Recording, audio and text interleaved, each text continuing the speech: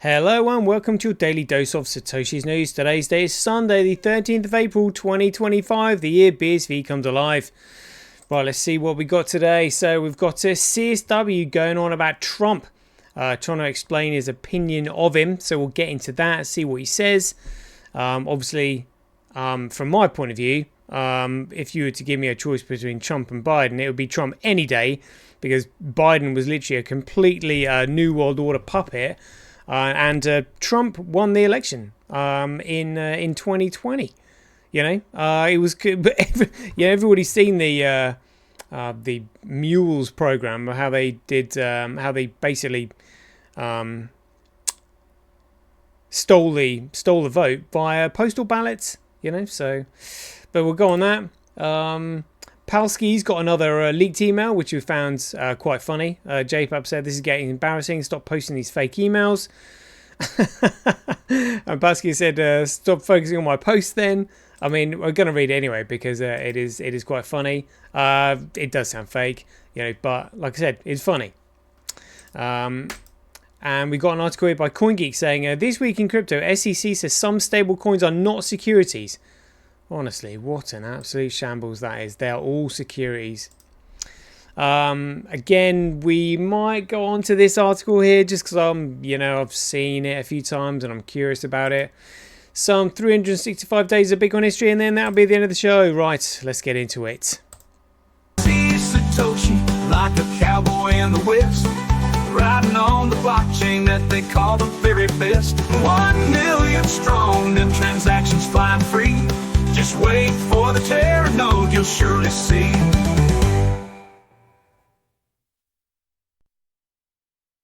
Alrighty, here we go.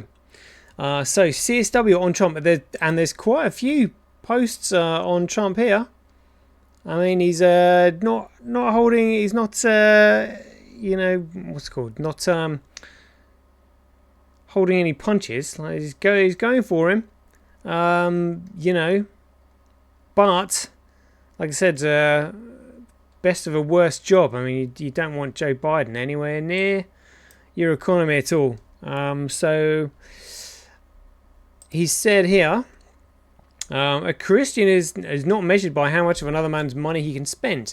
Charity is not a virtue when enforced at gunpoint.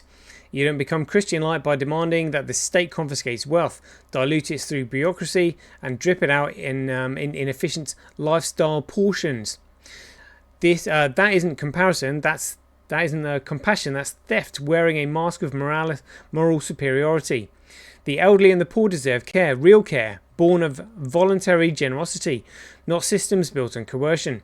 True compassion comes from the individual. It comes from people who choose to give, not from governments that seize and squander. When the stakes take over charity, or when the state takes over charity, it kills the incentive to give. It removes the soul from the act of and replaces it with forms, quotas, and cold indifference. What you're left with is less care, less dignity, less humanity, a society that moralizes theft, calls itself just, but it cannot love. If you want to help the poor, build, create, earn, and give, but don't pretend that voting for bureaucrats to do your charity makes you righteous. It only proves you'd rather outsource morality than live it. That's a very good point. Very good point indeed. But again, the system that we're in, the fiat currency system, is what economically incentivizes this system that we're currently in. Literally, it's going back to a true money. Is what brings morals back to society. It's fiat currency and the constantly indebtedness. It's usury. It's usury what it is that does this. So even if we were in a society that had a credit note, if that credit note had no debt attached to it, because it shouldn't have, because it's made from nothing, there wouldn't be any debt. It's debt that makes people have to make choices, economic choices about survival, who to care for. I've got to look after myself. But again, it all changes with Bitcoin. It all changes with Bitcoin. So, Craig did invent Bitcoin and he understood the problem. But, we are mere mortals. Whereas, Craig is a genius. Yeah.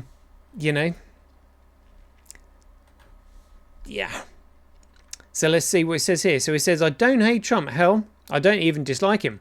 I just know exactly what he is. A narcissist in a red tie with the impulse controls of a drunk raccoon in a fireworks shop. But at least he's entertaining.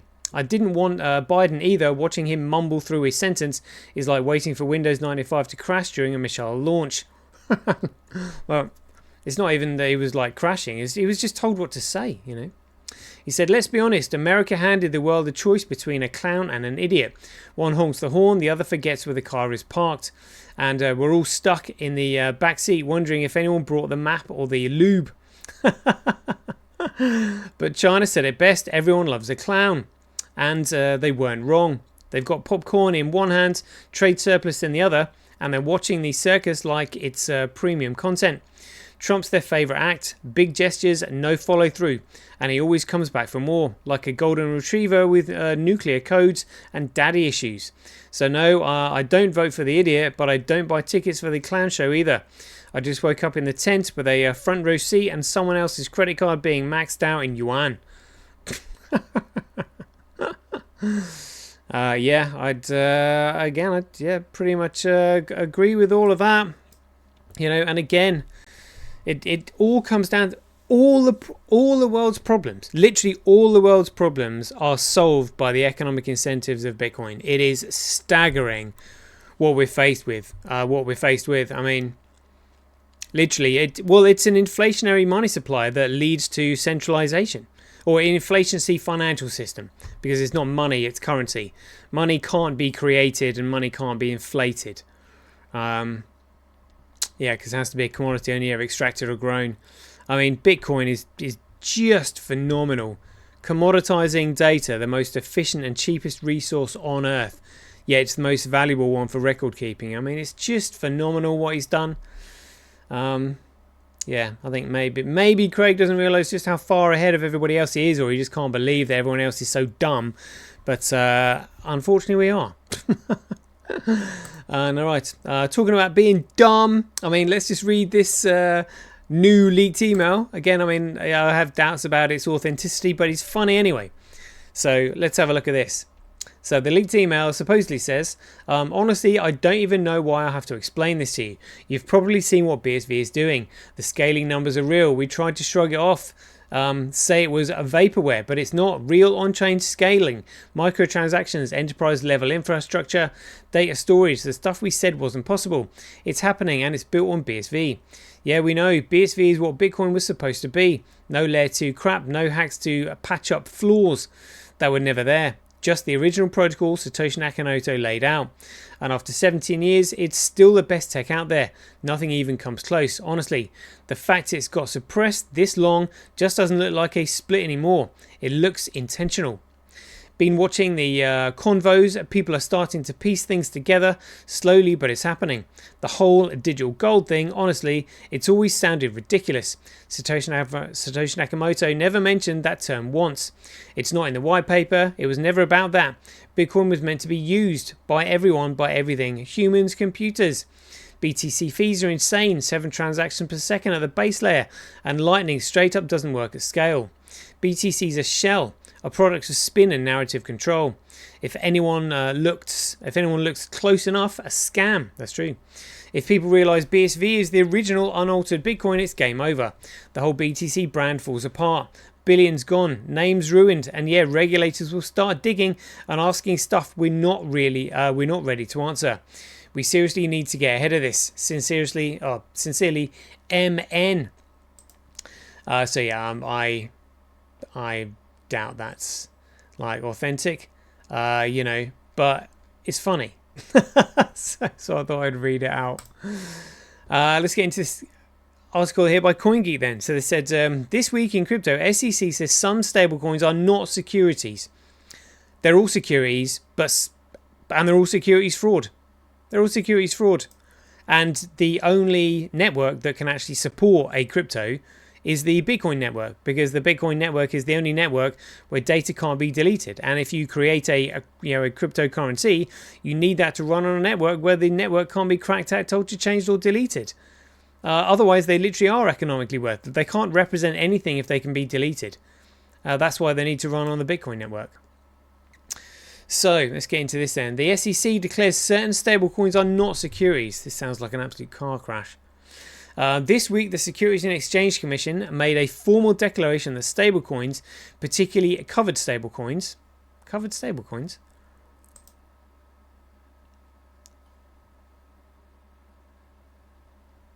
all right.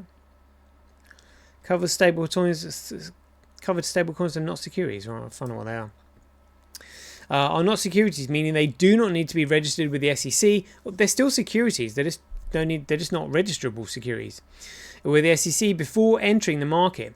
That clarification, while probably unnoticeable to most crypto users, could mark a significant step forward for the institutional adoption of stablecoins. The SEC defines a covered stablecoin as one that's backed by US dollar and or other low-risk, high-liquidity assets like treasury bills that allow issuers to meet redemptions on demand. They go on to say that those stablecoins are explicitly different from algorithmic stablecoins, which use an algorithm for supply-straight demand balancing rather than collateral to maintain their price peg. And again, that's what happened with Luna. I mean, what an absolutely ridiculous concept that was. Literally, a stablecoin should be pegged 1-to-1. You should redeem them for filthy fiat whenever you want. That's the only way they can exist. It's ridiculous. The Commission reached the conclusion by extending two tests from two different court cases, Reeves versus Ernst & Young and SEC versus W.J. Howie Co. That'll be 1946. Both tests are frameworks used to determine whether something qualifies as a security. Covered stablecoins don't meet the criteria for either test, and as a result, the SEC ruled that they fell outside securities laws. Similar to most of the regulation and deregulation that has come out of the various administrations this year, retail users probably won't notice much of a change, but for crypto corporates and legal financial institutions, this statement from the SEC could be significant since it opens the door to digital assets playing a bigger role in the world of banking and finance. Since the SEC declared that certain stablecoins are not securities, that removes a major legal risk for banks, fintech firms and payment processors who want to integrate stablecoins into financial services as a result. This should make it easier for stablecoin issuers to form partnerships with traditional financial institutions, and it clears the path for bank-backed stablecoins or stablecoin as a service offering in the world of banking and finance. DOJ disbands crypto enforcement team. The SEC wasn't the only government agency this week to make a decision related to crypto. The Department of Justice announced it would disband the National Cryptocurrency Enforcement Team, a unit previously dedicated to investigating and prosecuting crypto-related crimes. The news came via a memo from Deputy Attorney General Todd Blanche, who stated the Department of Justice is not a digital asset regulator. However, the prior administration used the Justice Department to pursue a reckless strategy of regulation by prosecution. The Department of Justice says this crime was made to comply with this change was made to comply with Donald Trump's January executive order on digital assets, which emphasizes creating clear regulatory framework for crypto and stablecoins. While it's unclear how shutting down this unit helps comply with that order, it does clarify that the Department of Justice won't be doing regulating crypto markets. Instead, the DOJ says it will now prioritize prosecuting individuals who use digital assets in connection with real criminal activities like terrorism, narcotics, human trafficking, organized crime, and cybercrime. This signals a shift away from targeting crypto companies just for operating in the USA and towards cracking down on actual bad actors using digital assets to commit real crimes. This seems like another indication that this administration is keeping its word on being pro-crypto. One by one, the Trump administration removes obstacles that made it difficult for crypto companies to operate in the US, even though those actions are arguably positive for the industry. They still leave the industry with an unanswered question. While it's helpful to know who doesn't regulate crypto, we're still left without a clear answer on which agency does. That ambiguity might not be a big deal right now, especially under friendly administration, but it could become an issue in the future. When the next crypto conflict inevitably occurs, knowing who is actually in charge will matter a lot when it comes time to investigate and prosecute the illicit actors. Oh, that's interesting. So maybe the deep state, who is in control of everything, is now basically by disbanding their crypto crime thing, whatever they called it, crypto and stablecoin thing. That means that when BTC and the entire market collapses, they're basically stepping aside and trying to remove themselves of any responsibility, because they didn't point out that the entire market is a complete scam. That's what they could be doing. So this could be them preparing for what we know is inevitably coming. Oof, this could be big. This could be really big. Yeah. Not knowing who's actually in charge will matter a lot when it comes to investigating and prosecuting the illicit actors. So again, in the same way that, you know, the World Twin Towers came down and Building 7 came down, nobody was responsible for it. Building 7 wasn't even mentioned in the 9/11 report. You know, this isn't going to be reported either, because they're going to say nobody's responsible for it. You know, this is what they're doing. Absolutely outrageous, but we know what's coming. MicroStrategy's $5.9 billion BTC loss. Strategy, formerly MicroStrategy, filed its Form 8K with the SEC this week. And while these filings are routine on public companies, this one got blockchain and crypto enthusiasts talking, particularly because of what the filing revealed about MicroStrategy's financial health in relation to its massive BTC holdings. 3 points from the filing stand out. 1. Strategy reported an unrealized loss of $5.9 billion on its digital asset holdings from the quarter ending March 31st, 2025. As a result, they expect to post a net loss for that quarter. 2. Due to previous net losses, primarily from digital asset impairment, the company warned that it may not be able to regain profitability in future periods. I mean, if it's struggling now, if Saylor honestly thinks this thing is going to go to like $250,000, whatever, and it can only do that if Tether prints, and he has no idea. He's no idea. He thinks that BTC is BSV. That's his problem. He has no idea. And 3, this one really got people talking. The company said it may be forced to sell BTC to meet its financial obligations. Form 8Ks require companies to sell out all the possible risks, so this isn't necessarily an emergency. But what caught my attention was how clear they were about how holding BTC has actually hurt them and how it may continue to hurt them. Yeah, because they need number to go up in order to keep paying dividends. Shocking. The company did all but admit that its Bitcoin strategy, the cornerstone of its brand, may be the very thing that caused the company to unravel. The filing clarified that Strategy's financial health is deeply tied to BTC's performance, and it's a piece of shit. Oh my god. Imagine relying on your company's performance on a piece of shit, on a Ponzi scheme. That's what he doesn't realise.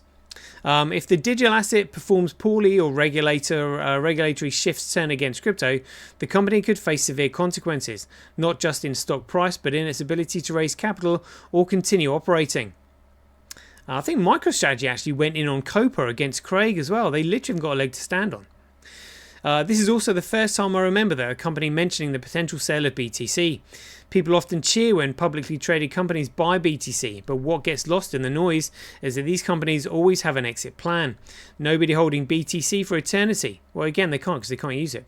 Whether it's selling when prices hit a target or offloading during a financial crunch, like what Strategy is thinking about, there's always a point when the corporate will cash out. Good job Saylor didn't burn some of his coins then, wasn't it? You know, now he's having to sell them back on the market.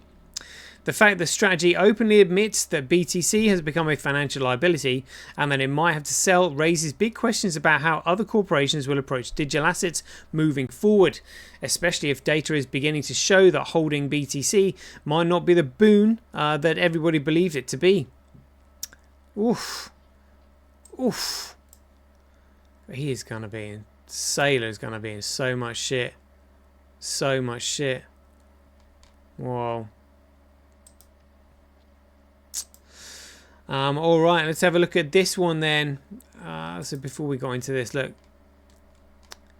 Editor choices. NFT trader faces prison for $13 million tax fraud on CryptoPunk profits. Bitcoin holds 82k, not bothered. Bitcoin eyes 100k by June, do one. The whale, the hack, and the psychological earthquake, the hex. Yeah. Asia holds crypto liquidity, but US Treasury will unlock institutional funds. How to mine Bitcoin at home in 2025. Bullshit. This year's top ETF strategy. Get lost. Bitcoin sellers tap out, clearing the path for a fresh run and all-time highs. Whatever. Pakistan proposes compliance-based crypto regulatory framework report. Greycoin price prepares. Yeah, not bother with any of those. But we will have a look at this one. There's also that one there. Look, Bitcoin standard author to develop Austrian economics curriculum for UK school. UK school. What's this? Lomond School becomes the first in the UK to accept Bitcoin for tuition and launch a curriculum in BTC on Austrian economics with Saifedean Ammous. Lomond School, a private institution in Scotland, will begin accepting Bitcoin for tuition. That's Greycoin in payments, and is collaborating with Bitcoin author Saifedean Ammous to introduce a new curriculum focused on Bitcoin and Austrian economics. What a joke that is. Honestly, how can you do anything like this and not actually fundamentally understand the protocol of what you're dealing with? It's just pure recklessness. Right, let's go to this one then. The whale, the hack, and the psychological earthquake that hit Hex. A $4.5 million Hex hack took its staking ecosystem and exposed a web of phishing, laundering, and wallet draining operations. An elderly crypto whale known as Hex19 lost nearly $4.5 million in a slow-moving hack that drained his staked Hex over multiple years. At first it looked like Hex Whale was cashing out, but it wasn't long before the community realised he didn't voluntarily unstake his tokens. He had become a victim of major exploit. The cyber attack started in November 2021, touched multiple phishing wallets, and was traced back to an online entity known as Comply. A threat actor familiar to crypto investigators. The breach not only shook the token's price but also exposed a web of fraudulent operations tied to Inferno Drainer and the $1.6 million fake Rabbi wallet scam of February 2024. Ex-hackers and the web of connections. A blockchain investigator who spoke to Cointelegraph on condition of anonymity said there's direct counterparty exposure with the wallets used in the fake Rabbi scam, app scam, as well as the Hex19 victims' funds flowing directly into wallets used to launder illicit Inferno Drainer phishing scam proceeds. The first major batch of outflows from the victim's wallet occurred in November 2021 and has continued over the years. Why didn't they do something about it? As assets locked away in a decade-long stakes continue to unlock, some prematurely closed by the hacker with penalties. Well, and he didn't notice this was going on. Asleep at the wheel. The deeper investigators dug into the wallets tied to Hex19 hack. The more it became clear that this wasn't a one-off for the hacker. The same addresses appeared again and again across phishing campaigns, wallet drainers, and laundering trails. Wallets used by the Hex19 hacker, the fake Rabbi wallet scam, and several schemes related to Inferno Drainer share a common address, Comply. In an October 2024 investigation, Cointelegraph's magazine analyzed on and off-chain evidence gathered by an investigator and the US agency, a US government agency that links Comply to Konstantin Plizinski, an executive of Dubai-based investment firm who uses the nickname on his online activities. Plizinski has denied any involvement with the scams. The investigator said the attack on Hex19 was possible because the victim had stored his seed phrases in the cloud. Transaction records show that the hackers used a victim's funds for initial transfers for their illicit account, a common trait of Comply-linked schemes. He stored them in the cloud. The Hex19 hacker followed similar patterns from other scams by Comply, they said. In a November 2024 report, Cointelegraph learned that Comply-linked wallets had a high number of interactions with scams connected to the Inferno Drainer, a scam-as-a-service threat actor. Yeah, I mean, I think we guess what's going on there, but whoa. You know, again, I mean, yeah, again, he left his seed phrases on the in the cloud. But again, I mean, the only secure digital network is BSV, the only one. That's the whole point, you know. Digital networks need to be on a network that is globally distributed and economically competitive to one another, and a chain of digital signatures to make sure that nobody can make any changes that nobody else would know about. That's the whole point. That's pretty much Bitcoin in a nutshell. And then you need unbounded scale, so limitations and restrictions can't be manufactured and the network not be manipulated and made useless like in BTC. And then a fixed asset supply so that nobody can inflate or deflate it and manipulate the value of it. You know, it's really simple when it comes down to it. Right, that's 25 minutes gone. We'll just go into some 365 days of Bitcoin history. On the 13th of April 2019, there was US copyright registration, effective date April 13th, 2019, for a computer program entitled Bitcoin, with year of completion 2009 and date of first publication January 3rd, 2009. The registration recognizes the author as Craig Stephen Wright, using the pseudonym Satoshi Nakamoto. Wright wrote most of version 0.1 of the Bitcoin client software, and the registration covers the portions he authored. Awesome. And then also in April 13th, 2022, MasterCard and Nexo released crypto-backed credit card. This is an article in TechSpot. MasterCard and Nexo released crypto-backed credit card. Crypto-backed credit card. In brief, MasterCard and Nexo have teamed up to create a new type of credit card, one that doesn't rely on credit scores and credit limits to function. Instead, the card is unique and it allows you to borrow against the value of your own assets. Oh my goodness me. This removes much of the risk for the lender, allowing MasterCard and Nexo to provide more favourable terms in the users. So again, I mean, it's just the old financial system. It's like, yeah, whatever you do, just don't use Bitcoin. Just get back to good old filthy fiat currency owned and controlled by the central banks. You know, get a loan out against your crypto. That's what you want to do, because this is what you know, people are doing. Getting interest-free loans out, you know, against the value of their properties and all that kind of stuff, because they just need to liquidate it rather than sell it. You know, but it's just all scams. It's all scams. Right, there we go. It's a 28-minute show, or just 27-minute show. We'll leave it there. I hope you enjoyed it. So as ever, if you enjoyed these updates, please ding your donations for your appreciation to either Satoshi@sendme.com, Handcash.io, Rockwallet.me, Simply.cash, Relasia.com, or Senti.ch. We'll leave it there. I hope you enjoyed it. As ever, be aware, take care, stay safe out there, and we'll see you in the next one. The king still has one more move.